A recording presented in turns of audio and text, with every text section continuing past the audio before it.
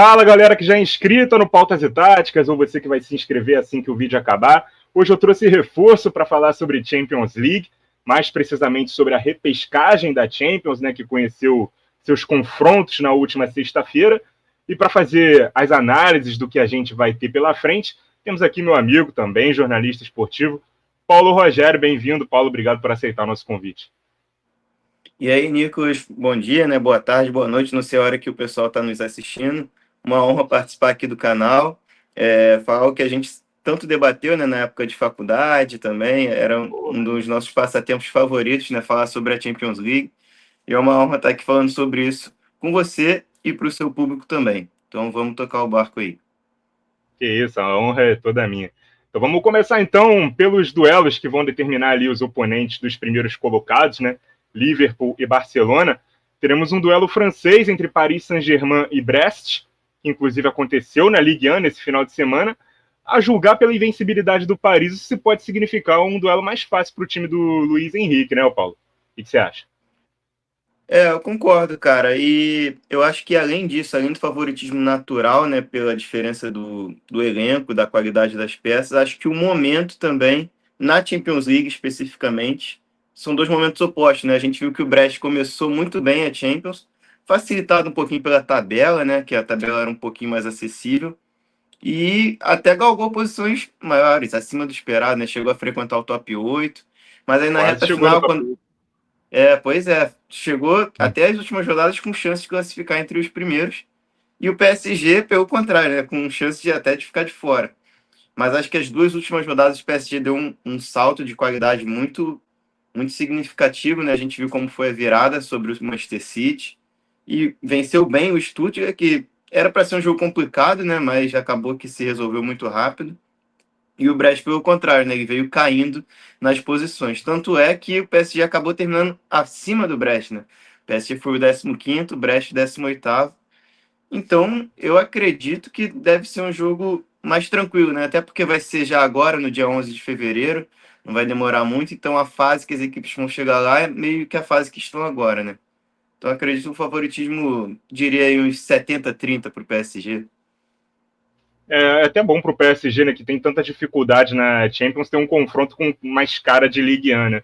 E nessa Ligue 1, então, que ele está praticamente invicto aí, eu nem sei quanto foi, ou se já aconteceu o jogo contra o Brest pela Ligue 1, agora na última rodada, mas acredito que o PSG não vai ter muitas dificuldades nesse confronto, não. O outro francês é o Mônaco, né, que vai encarar o Benfica, dois times que eu vejo com as mesmas forças, apesar do Mônaco ter flertado mais com o top 8 ao longo da competição. O Benfica ele fez um jogo, para mim, foi o melhor jogo dessa fase de liga contra o Barcelona, um jogo cheio de erros, o jogo até que o Benfica perdeu em casa, de virada, uma virada inacreditável, jogo maluco, Melhor mas jogo, né, assim, até agora. até agora, pelo menos, acho que você concorda comigo, foi o melhor jogo até É. agora da fase de liga. E eu achei até que o Benfica foi melhor do que o Barcelona naquele jogo. Não sei qual é a Uhum. sua opinião. Você vê algum favorito nesse confronto? Ou você vê as forças muito iguais e tudo pode acontecer nesse jogo? Cara, tô meio que na sua linha, muito parecido mesmo. Tanto é que é o confronto de repescagem que a gente tem as posições mais próximas, né? Visando a fase de liga, que um terminou em 16º, que foi o Benfica, e o Mônaco terminou em 17º. Então, para você ver que são times parecidos, que ficaram basicamente com a mesma pontuação. É bem equilibrado, eu gostei da reta final do Benfica, né? Como você disse aí, foi um bom jogo contra o Barcelona. Um jogo meio doido, né?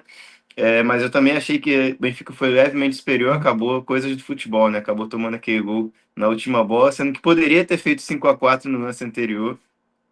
Eu diria, cara, um Uma bola levíssimo. parada, né, cara? Tomou o gol no contra-ataque aquele jogo. Teve gente reclamando de pênalti também, mas confesso que não Não achei achei. nada naquele lance. Não. Foi mais acho que um lamento, né, pela derrota ter saído logo no lance Uhum. seguinte.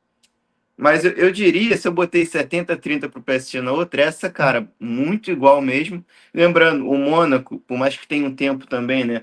O Mônaco foi a única equipe a vencer o Barcelona nessa fase de liga também da Champions. Foi na primeira rodada, se eu não me engano. Tem suas forças, está em terceiro colocado, né, na Ligue 1 atualmente. Mas eu gosto mais de ver o Benfica jogar, sabe? Acho que me convence mais. Eu diria. um pouquinho favorito, 55-45, no máximo mesmo, se bobear até menos do que isso. Lembrando que no final aqui a gente vai dar os nossos palpites aqui definitivos, o que cada um acha, mas é bom aqui no meio dessas análises a gente fazer esse percentual aí que o Paulo está fazendo também. E lembrando que pode acontecer de novo, né? Nas oitavas de final, um Benfica e Barcelona, caso o Benfica se classifique, caso caia do lado aí do Barcelona. Mas aí você vê, Paulo, algum desses adversários aí, né? Sei lá, vamos supor que PSG e Benfica passe. Você acha que um dos dois é mais difícil para encarar um desses dois já pré-qualificados, né? O Liverpool ou o Barcelona? Acho que o Liverpool e o Barcelona são claramente favoritos, né? Pelo que mostraram não só na Champions, na temporada europeia. O Enfrentando quem Benfica. vier. Oi? Enfrentando No... quem vier. Você acha que o Liverpool e o Barcelona são favoritos para classificar para as quartas? Venha quem vier. Desses adversários aí, sim, eu acho que são favoritos. Uhum. Acho que o PSG, pela fase que tá, pode dar jogo em qualquer um dos dois. O PSG sem estrelas, né? Por incrível que pareça, é um mais organizado, mais coletivo. Tem a grande fase do Dembélé, fez um hat-trick agora no último jogo contra o próprio Brest. Então, acho que o PSG é o que dá mais trabalho, embora o Benfica tenha dado bastante trabalho para o Barcelona, né? E a gente concordou que foi até melhor. Só que eu mantenho que Liverpool e Barcelona devem ser favoritos, caso, independente de quem pegue, né? Seja PSG, Benfica, Mônaco ou Brest. E que azar do PSG também, né? Pega um sorteio de fase de liga dificílimo, aí tem um alívio no playoff com o Brest, mas aí se passar, logo depois vai pegar um dos dois melhores times da competição. É, eu diria até que os dois favoritos, né? Até o momento na temporada. E, cara, assim, eu não sei se você tem uma preferência entre o Liverpool e o Barcelona, quem você acha que tá melhor nessa temporada. Eu acho que são os dois grandes times do futebol europeu nesse ano. Da Champions também, a fase de liga mostrou isso, mas um outro dificultador, né, tanto para um quanto para outro, e para todos os times, né, a partir dessa fase, é que agora vão ser jogos de ida e volta. Não vai ter só aquilo de ou joga em casa ou joga fora. Isso eu acho que pode equilibrar o confronto também, né? Por exemplo, o Barcelona venceu o Benfica fora de casa do jeito que foi. Acho que em 2 jogos ele não vai ter tanta tranquilidade assim. E ele vai jogar em Portugal de novo, caso esse confronto aconteça. Então isso pode E, também e nivelar um pouco as jogar, coisas. falando sobre esse jogo fora também, jogar, vão ser dois jogos, né? Caso seja Barcelona e Benfica, mas no caso de Barcelona e PSG também, o jogo no Parque dos Príncipes é sempre muito difícil, né? A torcida do PSG é conhecida como uma das torcidas que mais apoia lá fora. Então, realmente, pode ter esse dificultador. E, ao contrário, também diria mais no caso do Liverpool, né? Esses times que vierem do playoff, jogar em Anfield, pô, é muito complicado. Salvo engano, acho que o Liverpool só perdeu para o Nottingham Forest lá essa temporada. Então, realmente, é um jogo muito difícil, aumenta a dificuldade, né, nesse jogo de ida e volta para você jogar no mando do adversário. E lembrando que os times que fizeram melhor campanha, eles vão decidir em casa, né? No caso, o PSG vai fazer o segundo jogo no Parque dos Príncipes e o Benfica vai fazer o segundo no Estádio da Luz. Aí nas oitavas de E, final, as equipes que passaram entre os 8 vão decidir em casa. e lembrando também, Nicolas, que o Brest tem um dificultador ainda mais na Champions, né, que ele não joga em casa, o estádio dele não comporta as regras da UEFA, tanto que ele joga em Gangamp, se eu não me engano, é outra cidade. Uhum. Enfim, é mais um facilitador para o PSG, no caso, né, nesse Uhum. confronto. Isso também pode significar que a ida a Enfield seja também talvez mais complicada do que a ida ao estádio lá que o Barcelona está jogando, o Montjuïc, o estádio olímpico, que não é habitual o caso do Barcelona, porque o Camp Nou está passando por reformas. Podemos ir para os próximos confrontos aí, Paulo? Vamos? Vamos então falar então sobre os confrontos que vão definir os oponentes de Aston Villa e Lille, né? Começando por Clube Bruges e Atalanta. Eu acho que se teve um time que lamentou não ter conseguido uma vaga direta entre os 8 foi a Atalanta, né? Pela campanha que fez. Acabou empatando com o Barcelona na última rodada, perdeu seu lugar entre os times que iriam direto para as oitavas. Já o Bruges, mesmo com a derrota para o City, né, que jogava a sua vida ali na última rodada, conseguiu confirmar seu lugar na repescagem. Lembrando que antes desse duelo com o City, o Bruges estava 20 partidas sem perder, e diante disso a gente olha e vê um claro favoritismo da Atalanta. Mas será que ser um franco atirador contra um time que, se não é um dos maiores favoritos, né, da competição, apesar de estar num excelente momento, isso pode ajudar os belgas a quem sabe, surpreender, chegar nas oitavas de final, Paulo? Cara, não sei se eu compro muito esse discurso, acho que vou mais no primeiro lado do comentário, né, que você disse sobre a Atalanta ser a grande favorita. A Atalanta, inclusive, é um dos times que eu mais curto acompanhar nessa temporada europeia. Chegou a ser líder da Série A por bastante tempo.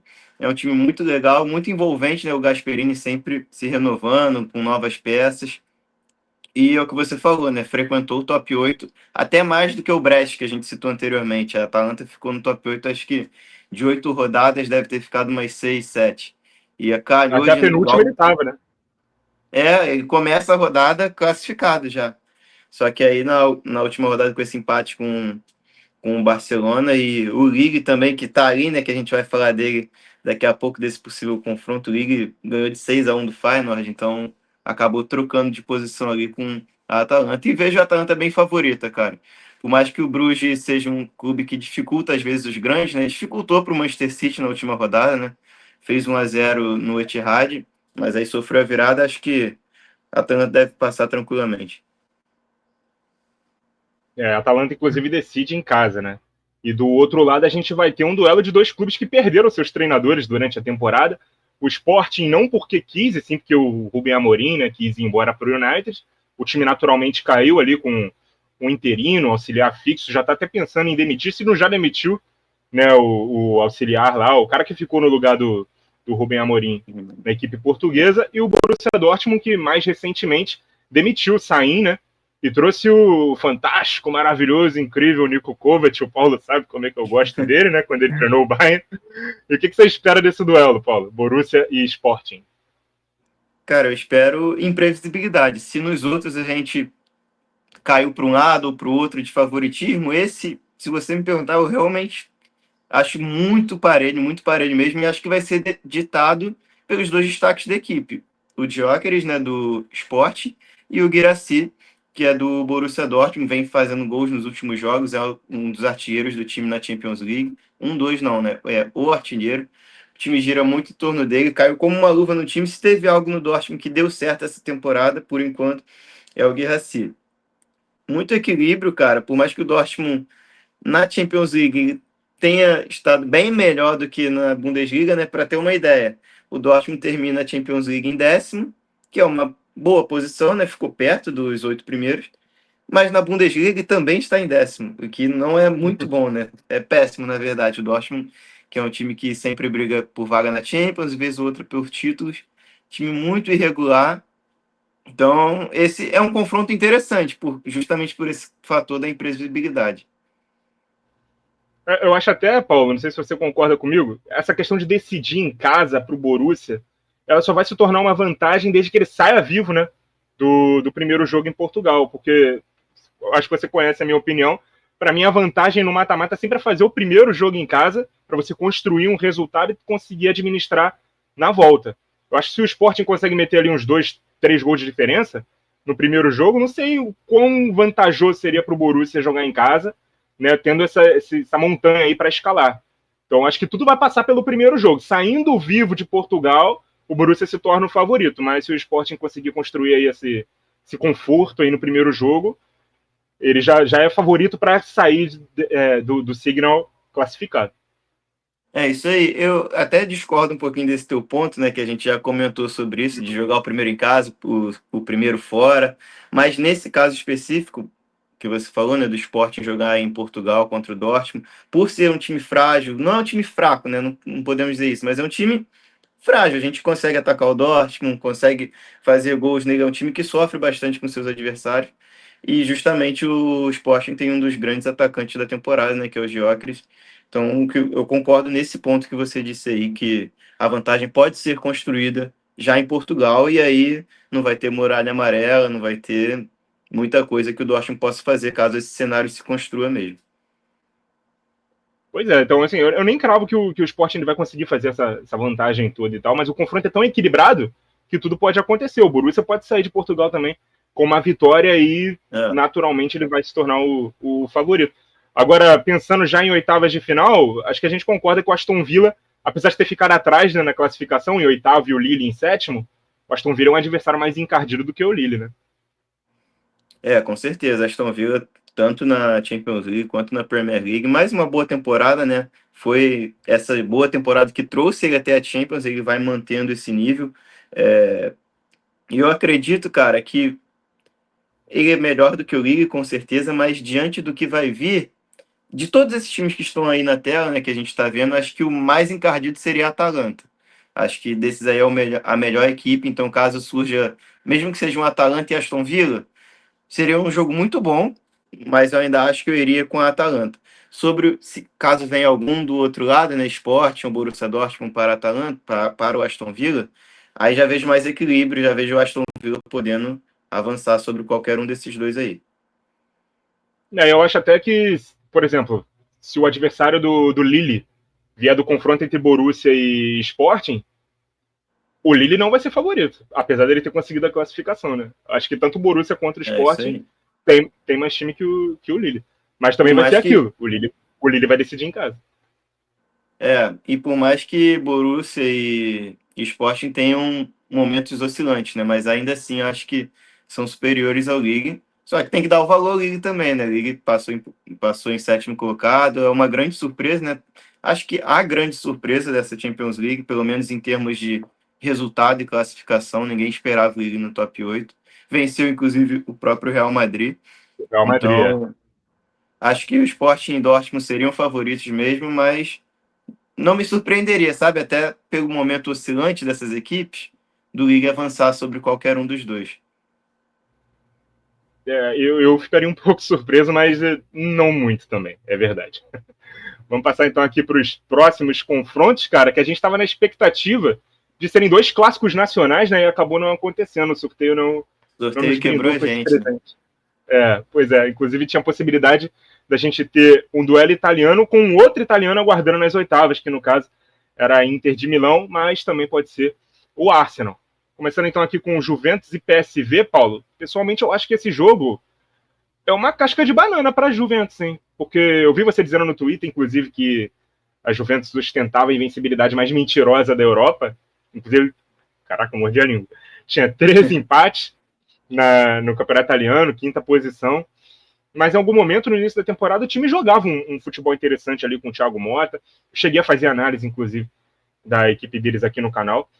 E o PSV é aquilo, né? Ninguém dá nada por eles, eles podem te surpreender. Dá para dizer que os Inclusive, bianconeiros têm. inclusive, é um confronto Pode que falar. já aconteceu nessa Champions, né? Juventus e PSV. Acho que foi na primeira rodada, se eu não me engano, e foi na Itália, com vitória da Juventus. Bem tranquila até a vitória, né? Mas acho que o resultado Uhum. naquela ocasião mentiu um pouco sobre o jogo. Mas continue. Não, eu já ia já te passar a bola, né? Se os bianconeiros eles têm um pequeno favoritismo nesse jogo.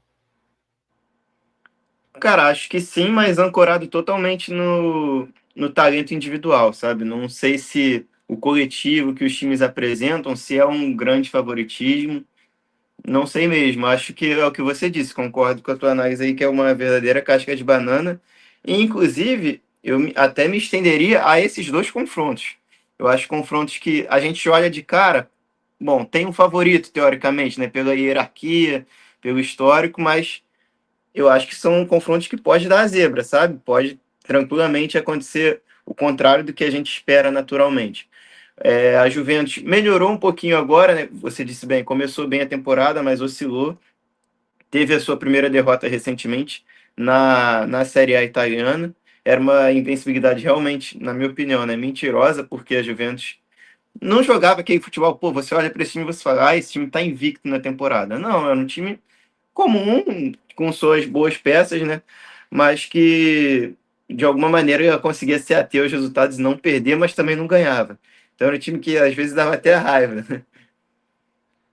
Inclusive era um time que assim, ele não perdia, mas não é que ele jogava aquele futebol preocupado com se defender, não, é um time ofensivo. Mas mesmo assim não conseguia, não fazia os gols para vencer, mas também não tomava para perder, né? Corria riscos, mas ficava ali E, sempre no empate. e quando tomava, acabava indo atrás também. Teve um jogo, um dos jogos históricos dessa temporada, aquele Juventus e Inter de Milão 4-4. O jogo Sensacional. foi para um lado, para o outro e ninguém ganhou. É a cara dessa Uhum. Juventus, aquela partida. Exatamente, exatamente. A Juventus é muito mais o time do 4-4, do 3-3, do que do 0-0, do 1-1, né? Pois Então é. vai ser Vai ser uma porradaria esse jogo, cara. Eu tô interessado para saber quem vai se classificar. E quando você disse, Paulo, E que assim. Oi, pode completar. só falando da Juventus, a gente tá meio que Uhum. esculachando a Juventus aqui, mas a Juventus melhorou nesse último jogo, pelo menos a gente está gravando nesse domingo, dia 2 de fevereiro, né? A Juventus acabou de ter um jogo contra o Empoli, saiu atrás por 1-0, mas virou para 4-1, virou bem. Acho que o Kolo Muani, ele traz um acréscimo legal à equipe, o Vlahovic não estava dando e claramente o Thiago Motta estava tendo uma dificuldade dessa posição. Tipo, o Vlahovic não está bem, mas não tem outro centroavante, mas também nenhuma outra peça encaixou bem. E o Coleman já chegou, fez 2 gols nessa partida, já tinha feito um na estreia, se não me engano, na derrota contra. Foi na primeira derrota deles, foi contra o Napoli. Então, é um fator novo, é um cara que agregou bastante. Então, vamos ver, já que o jogo já é agora, né? Vamos ver se esse ânimo novo melhora a equipe das Juventus para essa partida contra o PSV. E é até fácil esquecer, né, Paulo? Nem faz tanto tempo assim, o jogo foi ali no finalzinho de dezembro. A Juventus ganhou do Manchester City, né, em casa. Tudo bem, o Manchester City já oscilante também, mas quem diria, cara?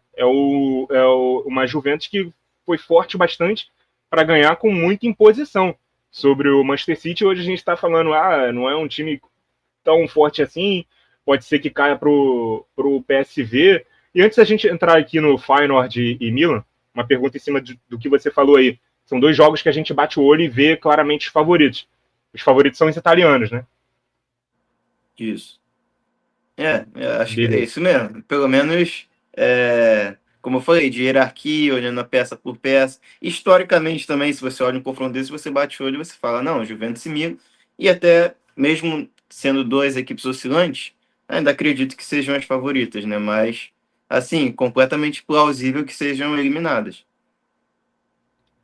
Com certeza. A gente está falando aqui do Milan, que vai enfrentar o Feyenoord, né, que é outro holandês. A gente abriu aí dizendo poderiam acontecer dois duelos nacionais, né, Feyenoord PSV, Milan e Juventus. O Feyenoord chegou a empatar um jogo que estava perdido por 3-0 contra o City e chegou a enfiar 3-0 no Inacreditável. Bayern, né, na penúltima rodada. Então é um time também que deve ser respeitado, sobretudo quando tem o mando de campo. E o Milan, que assim como o Atalanta brigou por vaga ali entre os 8, também começou mal. Eu acho até que o começo do Milan, ele se compara ali do Atlético de Madrid, né, que começou bem mal e depois ele galgou posições e chegou a flertar ali com o top 8, né, mas acabou não conseguindo. E, cara, a gente se acostumou nos últimos anos a olhar para o Milan e torcer um pouco o nariz, né, mas se a gente for olhar para agora o time, o elenco, no papel pelo menos, pô, tem um elenco interessante, né? Trouxe o Walker agora, já tinha o Theo Hernandes, então, no momento, né, de futebol mundial, a gente tem fragilidade nas laterais, são poucos os bons laterais. O Milan tem o Walker e Theo Hernandes, dois dos melhores do mundo, assim. Talvez não no momento, mas em atividade, os que estão em atividade. Os que a gente tem Uhum. disponíveis aí, são dois dos melhores. Manhã também é um bom goleiro, acho até um pouco Perdeu o Morata, né, subestimado. agora. O Perdeu o Morata Morata, saiu. foi pro Não? Galatasaray, né? Foi Isso, se eu não me Galatasaray que engano, ele foi? foi isso. Isso. Isso. O Morata O que eu tenho. Acho que todo mundo, né, tem suas ressalvas quanto ao Morata, mas ele vem sendo titular frequentemente do Milan, né? Então tem que ter essa reposição também. O Tammy Abraham, de vez em quando, entra bem, fez gol importante na Supercopa, né? Vamos ver eu como ia o até falar Sérgio. sobre esse jogo. Acho que a Supercopa é um grande marco na temporada, dependendo do que vai vir a ser esse Milan, porque Uhum. é o momento que chega o Sérgio Conceição, muda a equipe, o time ganha clássicos de virada, então pode ser uma virada de chave ali que a gente tem que ficar de olho a partir de agora, né? Não, com certeza. Eu ia até citar aqui umas outras peças, né? O Reinders, holandês, né, no meio campo, também bom jogador. O Rafael É o Leão, grande que... jogador da temporada no Milan para mim, né? O Reinders, no caso. Isso. Sim. O Rafael Leão a gente já conhece, mas é um cara que ou ele brilha muito ou ele se esconde no jogo. Não sei se você Olha, tem a mesma opinião que eu, mas é um cara exatamente. que também inspira bastante cuidados. Eu não sei, cara, não sei realmente. No final a gente pode palpitar um favoritismo, mas se você quiser falar um pouco mais sobre esse jogo aí, Paulo, o que você espera desse Feyenoord de Milan? Não, acho que você falou bem do Milan. Eu até acrescentaria que desde a chegada de Sérgio Conceição, o Pulisic vem se tornando uma peça muito importante nesse Milan. E é um time que mostrou força de reação, sabe? A gente viu na Supercopa, teve um jogo recente na Série A contra o Parma, se eu não me engano. O Milan estava perdendo de 1-2-0 o jogo inteiro e nos acréscimos acha 2 gols. Na verdade, faz 3 gols, um é impedido e ele ainda assim consegue forças para virar o jogo. É um time que não se dá por batido. Melhorou em relação ao início da temporada, mas ainda oscila, ainda é oitavo na Série A, e por isso acho que o Feyenoord tem as suas chances. Mas eu também concordaria com você, botaria um favoritismo para o Milan. Esse aqui me ajuda, Paulo. Quem foi que terminou na frente? Foi o Milan, né? Não foi o Feyenoord. O Milan vai decidir o segundo em casa, certo? Isso, o Milan terminou em 13º, o Feyenoord em 19º. O Milan decide no San Siro. Perfeito. Então, vamos ver aí o que esperar desse jogo. Mas até, vamos ver se você concorda comigo, Paulo. Quem passar desses dois jogos não será favorito nem contra a Arsenal nem contra a Inter, né? Acho que são dois dos Quem melhores passar times vai aí arrumar um problema. da próxima fase. Claro que quem pegar a Inter, caso se confirme, né, o que a gente está esperando, que sejam os italianos passarem. Claro que é um clássico. A gente está falando aqui de um Milan que conseguiu virar na Supercopa contra a Inter, de um Juventus que fez um empate no jogo maluco também pelo campeonato italiano, mas a Inter eu acredito que seja mais forte que ambas. E em dois jogos eu acho que isso até aumenta a possibilidade de vencer, principalmente contra o Milan, que são dois jogos no mesmo estádio. Ou seja, a Inter faria dois jogos em casa contra o Milan. Mas é um clássico, tudo pode acontecer, mas ainda assim eu vejo a Inter com um favoritismo. Não sei se você pensa igual a mim. Né? Não, também. Falei, tipo, que os dois que passarem vão arrumar um problema. Não é nem Uhum. menosprezando as equipes que passarem, né? Mas por respeito à Inter e até ao Arsenal.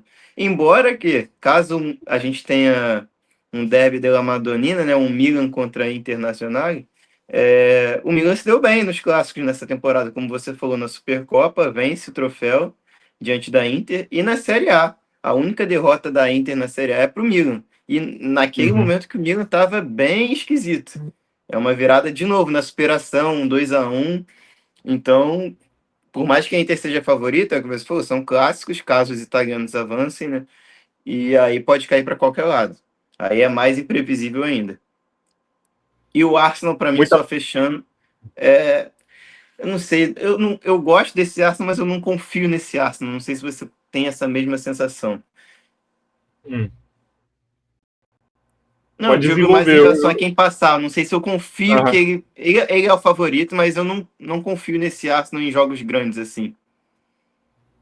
Cara, eu acho que o Arsenal ele tem uma especificidade, não sei se. Então, acho que a sua visão vai ficar um pouco mais esclarecida com o que eu vou falar. Eu vejo a prateleira dos favoritos, vejo o Arsenal sozinho numa segunda prateleira e depois os outros times, assim, que podem surpreender, como a própria Juventus, como, sei lá. Mas Mas eu você acho o vê Arsenal.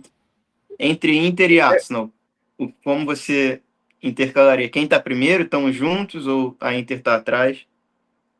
Eu acho o Arsenal mais forte que a Inter nesse momento. Eu gosto muito do time da Inter também. Por exemplo, num confronto Arsenal e Inter, eu tenderia a colocar um favoritismo pequeno para o Arsenal. Não vai acontecer esse confronto, eles vão estar em lados opostos, só Uhum. numa eventual final. Mas, assim, eu não vejo o Arsenal forte como o Barcelona, como o Liverpool, como o Real Madrid, como o Manchester City, desconsiderando a fase que ele está, como o Bayern. Mas eu vejo o Arsenal mais forte que o PSG, Com que o próprio certeza. Juventus e Milan. Então eu vejo o Arsenal ali, sei lá, tentando estar na primeira prateleira, mas ainda acima de outros que não conseguem tentar, que vão estar só numa segunda, sabe? É como se ele estivesse saindo da Entendi. segunda com a mãozinha ali na primeira. É isso. Eu Aham. vejo o Arsenal desse jeito.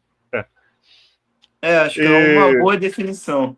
Eu só não sei Uhum. quanto a Inter, eu não sei se eles não estão juntos nessa prateleira, porque eu gosto muito do time da Inter, mas nessa temporada, por mais que o time esteja bem, né? É o líder do italiano, tá brigando ali com o Napoli e a Atalanta ponto a ponto. Só que ganha muitos jogos de 1-0, muitos jogos no limite, às vezes me parece até preguiçoso o time para buscar um resultado maior, para matar os jogos. Mas é um bom time, sabe? Um time enjoado de se enfrentar. Não é um time bom para você querer enfrentar no mata-mata. Mas eu já vi dias melhores dessa Inter. Não que esteja ruim, né? Mas Uhum. ela não me convence completamente ao decorrer de todos os jogos, por mais que os resultados sejam bons, né? Eu acho até que a gente teve essa mesma impressão quando, nas oitavas de final, no ano passado, a gente teve Inter e Atlético, a gente teve uma dificuldade de apontar um favorito, né? Por mais que a Inter estivesse voando ali na Itália, e acabou que ela foi eliminada nos pênaltis, né, pro Atlético. Inclusive, Eu acho que, essa eu acho Inter que ela era não, eu acho que ela não melhor. subiu de patamar. É. Inclusive, essa Inter era melhor do que a Inter anterior, que foi finalista da Champions, né, contra o City. Ah, com certeza. Eu acho que a Inter que foi para a final, pouca gente olhava para ela. E ela meio que ganhou uma atenção e um respeito maior a partir do momento que chegou na final. Mas ela já era um time forte, sim. Mas eu concordo. Ela evoluiu, era melhor. Só não acho que essa Inter desse ano ela subiu de produção em relação ao ano passado. Então a gente sempre vê ali uma Inter nota 8, sabe? Não, Aham. não chegando ali na nota 10. Eu até ia fazer uma brincadeirazinha, né, Paulo? Você falou que o Milan conseguiu bons resultados nos clássicos, a única derrota que ele tem para o Milan é aquele caso de a Itália teme a Inter e a Inter teme o Milan. Igual a frase do Thierry Henry, né, sobre o É, Real Madrid, né? sobre Real e Barça. Que Uhum. a Europa teme o Real Madrid e o Real Madrid E o Real teme o Madrid teme o Barcelona. Barcelona. Só Exatamente. uma correção, Nicolas, também, que eu falei que Foi. a Inter é a líder do italiano, na verdade é o Napoli, É o tá? Com Napoli. 3 pontos de vantagem. Mas a Inter tem um Isso. jogo a menos e Uhum. pode assumir a liderança. Inclusive, no dia que a gente está gravando, tem um Milan e Inter, né, também. Então já pode ser uma prévia do que a gente possivelmente verá nas oitavas da Champions. Tá cheio de jogo bom nesse final de semana. O Arsenal, por exemplo, enfrenta o Manchester É. City, né? Os dois no mesmo horário, inclusive, né? Arsenal e City, Sacanagem, né, Milan cara? e Inter. É, sacanagem. Aí não vai dar pra gente ver os outros jogos, mas também não daria, né? Tem Botafogo e Flamengo também daqui a pouco. Prioridade, né? Prioridade, pô. E falando em prioridade, vamos falar então sobre esses outros confrontos mais pesados, né? A gente vai ter os duelos que vão classificar os vencedores para encarar Atlético de Madrid e Bayer Leverkusen. O Bayern escapou de um confronto contra o City. Ufa! Vai pegar ali o Celtic. Tem que fazer o que dele se espera, né? Para evitar um vexame antes da fase de grupos. Perdeu 3 jogos, ganhou 5 nessa fase de liga. Ficou um ponto de chegar entre os 8, mas vai ter que passar aí por essa fase extra a final. Tem que fazer o que dele se espera, né, Paulo? Tem que ganhar sem muitas dificuldades. Ainda mais que decide em casa. É isso aí. A gente não, pelo menos eu não espero nada além disso, né? Nada, aliás, nada contrário a isso. Acho que o Bayern tem capacidade até para vencer os 2 jogos. Por mais que não seja aquele Bayern que brilha no olho, que te convence completamente, mas é um Bayern que tende a ser bem superior em jogos como esse. Inclusive, a gente citou o Feyenoord Bayern, né, o 3-0 Feyenoord. Não sei se você assistiu, não sei se você partilha da mesma opinião, mas foi um resultado bem mentiroso, cara. O Bayern, pô, o goleiro do Finalizou Feyenoord, muito no gol. que me fugiu o nome agora, fez uma grande partida. Uhum. E o 3-0 não foi. Se você vê o jogo sem ver o placar, você não diria que aquele jogo terminaria 3-0 para o Feyenoord. Teve a lesão do Kane, né, o Bayern, mas já se recuperou. A grande novidade para mim, não sei se é o grande jogador, tá? Acho que até você, por acompanhar mais, pode até falar melhor sobre isso. Mas o grande up da temporada é o Olise para mim, que é o grande destaque do time, junto do Musiala e do Kane, que já são coisas que a gente espera. Uhum. Concordo, sim. Até me incomoda um pouco quando ele não começa como titular por opção do Company. Sabe, eu sei que tem que rodar o elenco e tudo mais, mas às vezes nos jogos grandes ele não põe o Olise para jogar. Em alguns jogos da Champions, né, principalmente nos primeiros, o Olise começou no banco. Isso, assim, para jogar a Coman, para jogar Sané, às vezes o Isso Musiala também ficava de e fora. que dá uma preguiça às vezes desses jogadores do Bayern que já estão há um tempo, né? O Sané principalmente, É, o Coman de vez em quando até aceito, mas pô, para esses caras tomarem vaga de Musiala e e o Olise, Olise para mim não tem como, né? não tem como. Principalmente nos jogos grandes, cara. Você querer girar o elenco na Bundesliga, eu entendo, mas nos principais jogos você tem que ter ali o seu 11 e tal.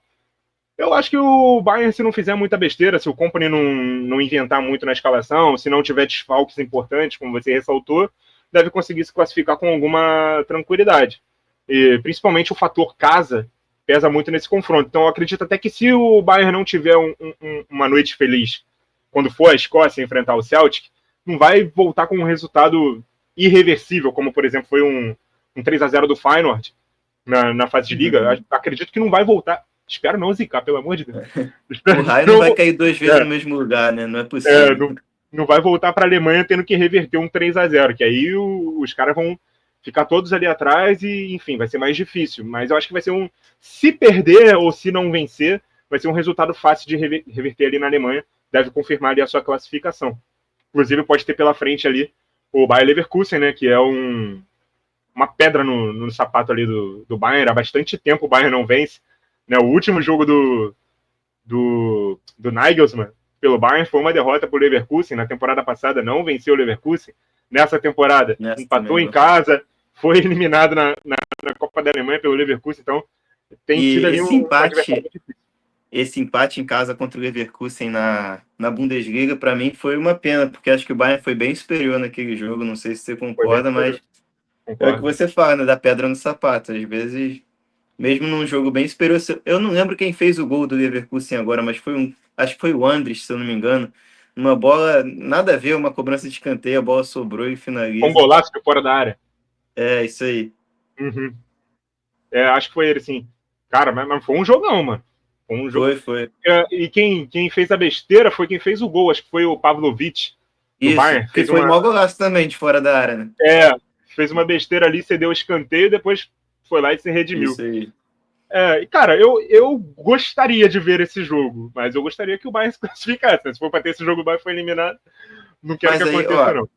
Você, como torcedor, né, do Bayern também, desse possível confronto aí, quem você teme mais? O Leverkusen, por ser essa pedra no sapato, ou o Atlético de Madrid, que vive talvez seu melhor momento aí nos últimos anos com o Simeone? E o Atlético, inclusive, já eliminou o Bayern em Champions League. Né?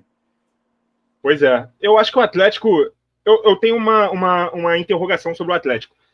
Num jogo grande, ele vai voltar a ser aquele Atlético que se defende mais e tenta jogar por uma bola, ou ele vai continuar sendo esse Atlético que a gente tem visto que tenta jogar? Eu acho que se tentar jogar, ele tende a perder, sabe? Eu acho que ele não está preparado para olhar no olho de um grande assim, que joga e deixa jogar e conseguir continuar sendo sólido. Eu acho que ele vai tão ofensivo assim, né, quanto o Bayern. Exatamente. E o Atlético ele mudou um pouco a sua forma de jogar, né? Por mais que ele tenha momentos ali de linha de 5, ele não tem os 3 zagueiros como a sua formação principal nessa temporada. Então, eu acho que mudar muito o plano de jogo ou ter dúvida de como você vai querer jogar contra um Bayern, contra um Real Madrid, sei lá, contra times mais fortes, eu acho que o Atlético tende a não conseguir sucesso. Mas se ele, enfim, se ele continuar fazendo o que ele normalmente faz nesses grandes confrontos no mata-mata, claro que dificulta para qualquer time. Nesse caso, eu temo mais o Leverkusen, porque o Leverkusen é mais certeza, ele tem mais a certeza de como ele quer jogar, em qualquer lugar e contra qualquer adversário. É um time que, querendo ou não, a gente já teve a prova contra o Bayern, né? Por mais que tenha sido superado em campo no jogo da Bundesliga, não foi superado em resultado, né? Então já conhece também as armas do Bayern. E só uma opinião também, já que a gente está falando desses clubes, para mim, Atlético e Leverkusen também fizeram um dos grandes jogos da primeira fase, tá? Que acabou sendo ofuscado, porque foi no mesmo horário, no mesmo dia de Barcelona e Benfica, mas foi um jogaço também, um 2-1, uma virada do Atlético, estava com um a menos, aí depois o Leverkusen teve um expulso também. Um grande jogo e que evoluiu não, né? Exaltou ainda mais o grande destaque desse momento da temporada do Atlético, que é o Julián Álvares, né? Que fez os 2 gols. Com certeza. E o Griezmann também está vivendo uma fase espetacular, já não é de hoje, né? E por fim que a gente chega aqui no grande jogo aqui que eu deixei para o final aqui de propósito, até para segurar a audiência, não sei se o pessoal aí pulou para a gente falar especificamente sobre esse jogo, Real Madrid e Manchester City, um duelo que poderia ser a grande final da Champions, se repete pela quarta temporada consecutiva e pela 5ª vez nas últimas 6 edições. O City levou a melhor em 2020 e 2023, o Real em 22 e 24. Detalhe, Paulo, o Real nunca venceu um jogo no Etihad, mas vai decidir no Santiago Bernabéu. É se segurar ali na ida para garantir a classificação na volta, ou é realmente ali um jogo sem favorito? O que você acha?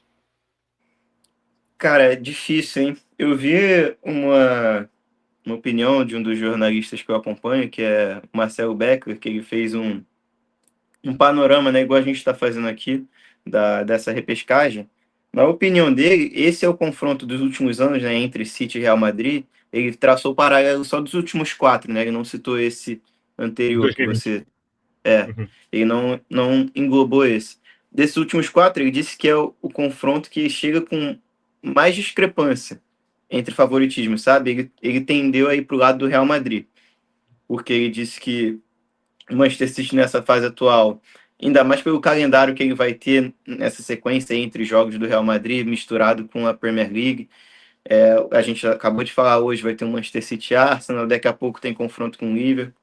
Então ele falou que não via forças nesse Real Madrid não, Nesse via City. forças para passar, óbvio, mas ele acha que o momento do Real Madrid, vindo nessa evolução do Mbappé, por mais que não seja o time não está totalmente encaixado ainda, mas está claramente em evolução. O Rodrigo também vivendo grande fase, e, de acordo com ele, essa discrepância é a maior desses últimos anos. Eu não sei se eu concordo, mas eu não acho absurda Faz essa sentido. opinião. É, tipo, eu entendi, não soube dizer se eu concordei ou não, mas Aham. é um ponto válido, sabe? Um Uhum. adendo também para a questão das lesões do Real Madrid. Como a gente falou, a gente está gravando nesse domingo, né, dia 2. O Rudiger se lesionou no dia 1 de fevereiro, no sábado. Vai ficar fora do jogo contra o Atlético de Madrid por La Liga e vai perder, com certeza, o primeiro confronto contra o Manchester City. O segundo ainda é dúvida, mas talvez no primeiro ele fosse mais importante, né? Porque é o que você falou, no Etihad o Real Madrid não vence e geralmente é aquele jogo contra a parede. E você não ter o seu melhor zagueiro, sua principal peça, vai ser complicado, né? O Rudiger, que até viralizou em muitos desses confrontos pela marcação especial ali que ele faz ao Haaland, né? De um jeito único. Então é complicado, cara. A gente tem que ver como o Real Madrid vai montar essa defesa. Eu acho que o jogo no Etihad vai ser, pelo menos a dinâmica vai ser a mesma dos últimos, né? O City com a bola, tentando encurralar o Real Madrid. A questão é, esse City é muito mais frágil em transições.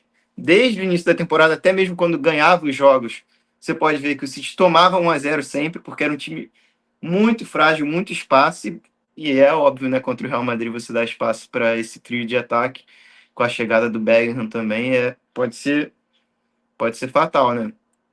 Pois Então, é, acho que... Oi? não, pode completar. Eu acho que o City não, se o City não fizer uma vantagem no Etihad, assim como foi aquele 4-0, que no caso foi o jogo de volta, né?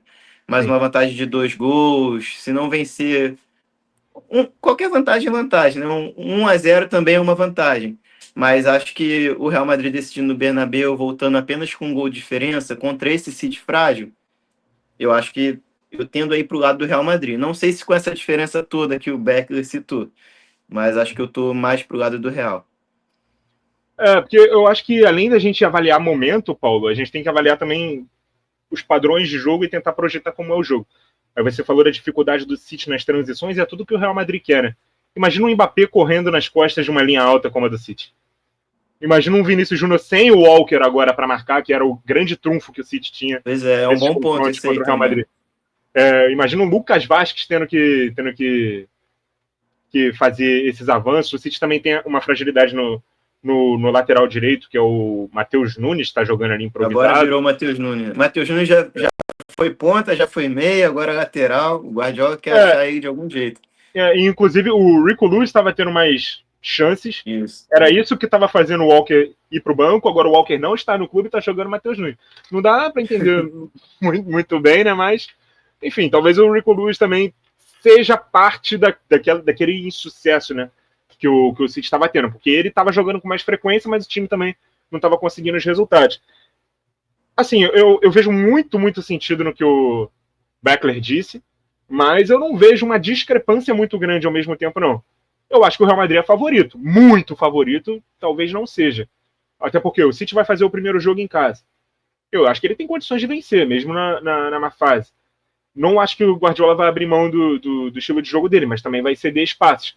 Mas também vai empurrar o Real Madrid para trás. O Real Madrid, com essas dificuldades defensivas, com essa dificuldade de peças de reposição, já não tinha o Alaba. E agora o Alaba voltou, perde o Rudiger. Os dois laterais são improvisados. Parece, Parece que nunca consegue jogar junto, né? Alaba e Rudiger, quando um volta. E É, logo o Rudiger que não se machuca nunca, exatamente. Mas também, né, cara, o cara joga todas, uma hora joga todo. É. ia estourar. Os dois laterais improvisados. O City agora vai ter o reforço do Marmoush que vai poder ser inscrito nessa fase. E já fez um bom jogo, né? Um bom cartão de visitas ali contra o Chelsea semana passada. Então, assim, é um jogo bastante equilibrado, vai ser um jogaço, como eu disse, poderia ser a final da Champions. Não acredito em nenhum dos dois abrindo mão de sua forma de jogar para tentar se defender mais. Acho que vai ser um jogo aberto. Há dois jogos abertos, dois jogos de muitos gols. E aí vamos ver quem vai ser mais eficiente na hora de atacar. Porque acredito que os gols que acontecerem nas duas partidas vão ter falhas defensivas de parte a parte. O Real Madrid decidir em casa, acho que dá um favoritismo realmente. Mas não sei, mano. Eu acho que o City tem condições de vencer. Eu concordo com o Beckler no que ele falou, mas eu não vejo essa discrepância toda, não. Eu acho que a gente já teve cenários parecidos e que um lado ou outro que não era favorito conseguiu vencer. Por exemplo, no confronto lá que o City amassou no jogo de ida, mas foi 3-3, e aí amassou no jogo de volta, tomou 2 gols, levou para prorrogação, perdendo a prorrogação. O City reunia melhores condições de se classificar e não saiu classificado. E agora o Real Madrid é quem reúne essas melhores condições. Vamos ver quem consegue a classificação. E se eu não me engano, mais uma dessas curiosidades aí desses confrontos recentes, sempre quem decidiu em casa se classificou. Em 2020 o City ganhou os 2 jogos e decidiu no Etihad. Em 22 Eu o acho, Real decidiu em casa. Em eu acho que 23 o na City decidiu em última, casa. eu acho que na última não, né? No Não, ano não, é passado. verdade, verdade, verdade. Na última não. Na Foi nos última pênaltis. o Real ganhou nos pênaltis. Eu tava tentando lembrar disso aí de cabeça, não É coloquei aqui muito no meu roteiro, confronto, não. vai se diluindo, vai se misturando na É, nossa mente. essa foi a exceção. Até o ano passado, quando saiu esse sorteio, esse argumento valia. Hoje já não vale mais. Uhum. Mas é isso, né? Só É, lembrando aqui que. Não, quer falar mais alguma coisa? não, pode completar. Não, eu só ia meio que arrematar dizendo que, lembrando que o Bayern pode pegar o Bayer Leverkusen, né? Um confronto nacional, e o Real Madrid, caso se classifique, também pode pegar um clássico madrilenho, né? Contra o Atlético. Então a gente tem possibilidade de 3 clássicos nacionais nas oitavas, contando com aquele possível confronto italiano também. Essa para mim é a parte mais interessante dos playoffs e já juntando as oitavas, né? Essa imagem aí que a gente está vendo. Porque, dando a lógica, né, que seria o Celtic não avançar, o que vier vai ser um grande jogo, sabe? Manchester City, Atlético de Madrid, que a gente teve recentemente também, que foi um jogo que a gente viu o City contra a parede, contra o Atlético de Madrid, foi incrível e o City acabou avançando. Pode ter um Real Madrid e Leverkusen, que foram dois times, o confronto que a gente queria ver temporada passada, né? O Real Madrid brilhante, sobrando na Liga, o Leverkusen invicto na Bundesliga, os dois times ganhando vários jogos na reta final. A gente falou, pô, a gente tem que ver esse confronto. E acabou não acontecendo, pode ser que aconteça agora. Então, qualquer confronto que vier aí, cara, vai ser muito, muito bom e até de certa forma imprevisível, né? Porque como a gente disse lá no início, acho que os favoritos são o Liverpool e Barcelona no momento. Fora esses clubes, eu acho que não tem ninguém sobrando, sabe? A gente citou os favoritismos aqui de um lado ou de outro, mas sempre nada tão discrepante. Então isso dá ainda mais emoção para esses playoffs, né? No caso de City e Real Madrid, para essas possíveis oitavas aí. Com certeza. Então, Paulo, vamos E só mais descomprometer. uma coisa. Pois. Interessante, né, cara? No início da Champions, se a gente pergunta para você, para mim, até para a maioria das pessoas, me diga dois favoritos para a Champions. Provavelmente a sua resposta estaria entre Real Madrid e Manchester City. Ou então alguns incluiriam Bayern, um Liverpool, talvez, mas a maioria ser City e Real Madrid. E agora Uhum. eles já vão se enfrentar, um deles não vai chegar nem nas oitavas, né? Nem nas oitavas de final, exatamente. Né? E eu acho que, assim, eles estarem na repescagem mostra uma incompetência deles na primeira fase, mostra. Mas eu acho que caindo num confronto direto na repescagem, não sei se você concorda, acho que não seria vergonhoso para um lado ou para o outro, não, por ser um contra o outro. Eu acho que se um deles caísse antes das oitavas, num confronto em que eles têm o favoritismo, a gente poderia citar, né? Vergonhoso, pô, decepcionante. Mas uma vez que eles se enfrentem, não sei o quão decepcionante seria, não. É. Acho que não. Eu acho que seria minimizado, sabe? O lado Eu perdedor, ele acho pode sair que de cabeça. com esse contexto, assim, daria para minimizar, sim. Só seria estranho, tipo, daqui a uns 10 anos, a gente pega esses confrontos dessa época aqui, do início dessa década, de 2021, 2020 para cá, a gente vai ver um mata-mata. Aí tá sempre ali, Real Madrid, City. Aí chega nessa, a gente vê fora de contexto, né? Não vai ver nenhum, ou vai ver sem um deles, né? Sem Real Madrid ou City, pode estranhar, mas aí, vivendo esse contexto, sabendo o que está acontecendo, como foi, acho que é minimizado, sim.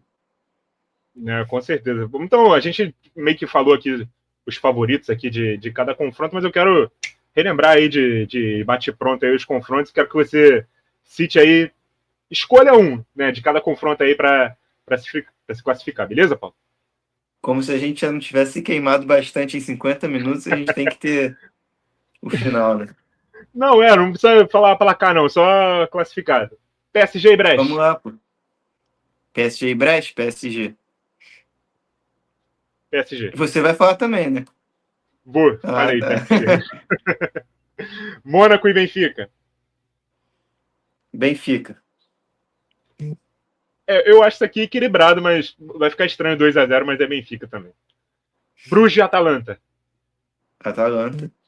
Atalanta. Sporting e Borussia Dortmund. Cara, que difícil. Essa talvez seja mais difícil. Sporting, eu acho. Hum.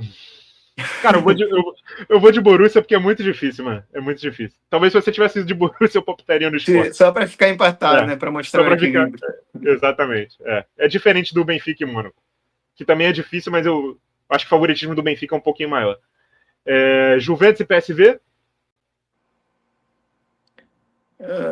Juventus. Não, eu vou num Juventus mais incisivo aqui.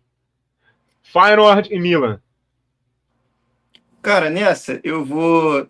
Eu tenho que ser diferente em algum palpite, né? Não adianta eu só ir na lógica. Eu acho que vai acontecer alguma zebra. A gente tá falando de Champions League. Eu acho que Uhum. pode ser nesse jogo aí, por mais que o Milan, que a gente ressaltou bem, esteja em evolução, mas é um jogo que permite isso, né? Então eu vou de Feyenoord.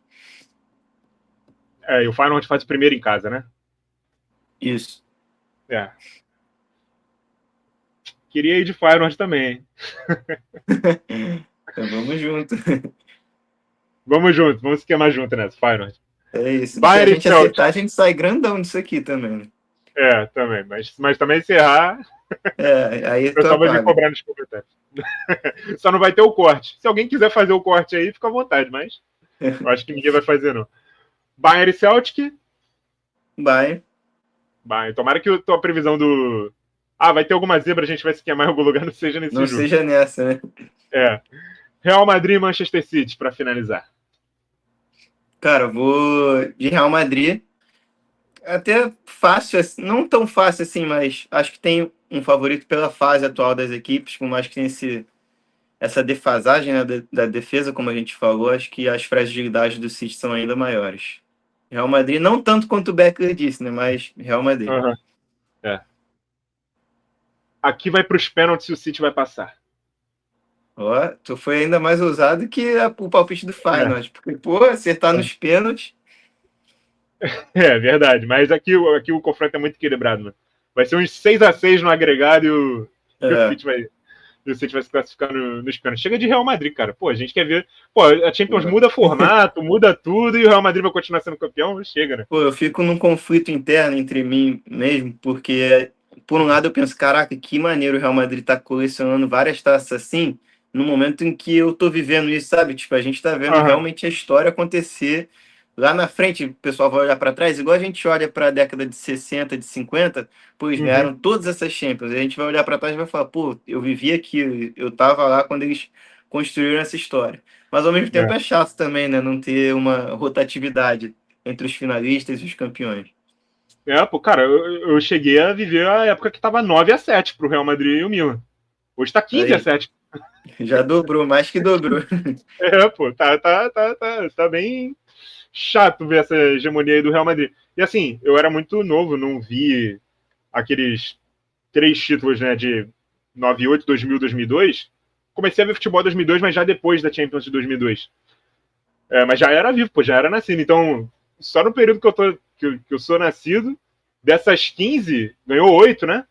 Essas 3 mais 5 mais recentes ou mais 6 mais recentes? 14, aí o Tri, não, mais 6, eu vi 9 Champions do Real Madrid. É impressionante, tinha cara. ganhado 6 lá atrás, aí ganhou essas 3 aí oscilando. Por aí. Matemática, a gente é de humanas, não É, vamos nos complicar aqui. mas são 9, cara. Enquanto eu estou na Terra, o Real Madrid ganhou 9 Champions. Já é mais do que Exato. qualquer um na vida toda. É Verdade, impressionante. aí. Então, Inacreditável. eu espero que. Não é uma torcida contra o Real Madrid, não, mas eu quero ver mais do City. Tomara que o City consiga se classificar aí. E é isso, galera. Paulo, muito obrigado por ter vindo dar essa força aqui pra gente, com as suas análises, suas opiniões. O tempo passa rapidinho, a gente nem sente como se a gente estivesse resenhando, como a gente sempre fez ali na Pois faculdade, é. Só ou no faltou a churrasco, cerveja do lado. ou depois ali das peladas que a gente sentava ali no chão e ficava conversando. Pô, é sempre muito maneiro. Se despede aí deixando suas redes sociais, onde mais a galera pode te achar, para quem quiser conferir mais das suas opiniões futebolísticas. Beleza, obrigado, Nicolas, pelo convite. Espero que a galera tenha gostado aí. Se a gente falou alguma besteira, faz parte também. Deixa a opinião de vocês aí nos comentários. A gente palpitou sobre os classificados, então põe aí também de cada confronto de playoff o que vocês acham. Se discordou de algo, põe aí também como você discordou, o que você falaria, qual a sua opinião também. E no mais é isso. Agradeço, espero que a galera tenha curtido. Minha rede social, acho que vou pedir para o Nicolas botar aqui embaixo, é paulologério98, tanto no Twitter quanto no Instagram. Não sou tão ativo lá pelo Twitter mais, às vezes teço umas opiniões, mas bem breve mesmo, já estive mais ativo. Mas para quem quiser, tá aí. E é isso então, galera. Muito obrigado a vocês que acompanharam o vídeo até aqui. Sigam o Paulo nas redes sociais. Continuem ligados no Pautas e Táticas. E até a próxima.